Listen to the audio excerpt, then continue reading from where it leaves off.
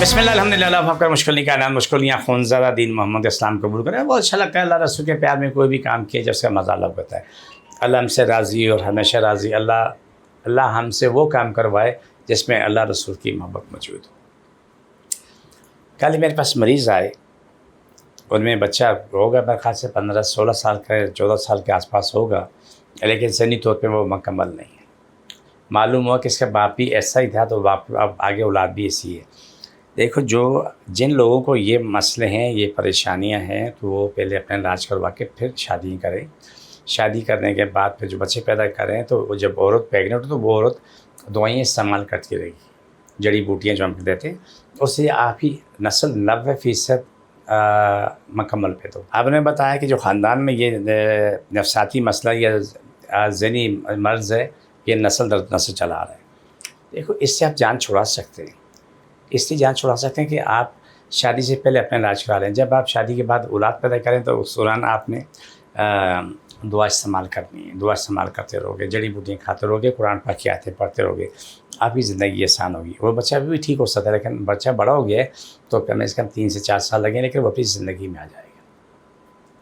کچھ بچوں کو دیکھو کہ وہ اتنا بولتے انہیں سمجھ نہیں آتی.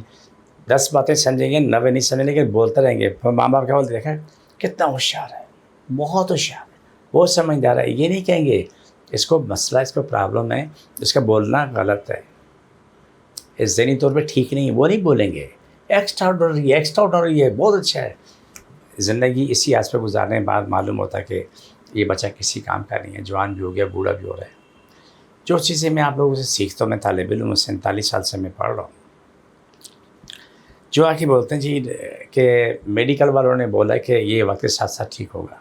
میں حیران ہوں کہ جو 2 سال 3 سال کے بچیاں تھیں, آج وہ 30 سال کے ہو گئے, نہیں وہ جس حالت میں اسی حالت میں, لیکن ان کو کوئی فرق نہیں پڑا. صرف یہ جھوٹے آج سے جھوٹے دراز سے. میں آپ اس لیے بول رہا ہوں کہ جس کے پاس شفا لکھی ملنی وہیں سے. اگر میں بیمار ہوں, کسی ڈاکٹر کے پاس لکھی ہے, میں وہاں جاؤں گا, وہاں شفا ملے گی. کوئی ڈاکٹر بیمار ہے, میرے پاس آئے, اس کو یہاں شفا ملے گی. اس کی میں چھوٹی سی مثال دوں, ہمارے پاس ہزاروں ڈاکٹروں کے علاج ہوئے اور ابھی بھی ہو رہے ہیں. ایک چھوٹی سی مثال میں آپ کے سامنے پیش کروں کہ ڈاکٹر ایک ہاسپٹل میں کام کرتی, پرائیویٹ. اس کی یہ انگلیاں سب خراب ہو چکی تھیں, مطلب زخم نہیں ختم ہو رہے تھے.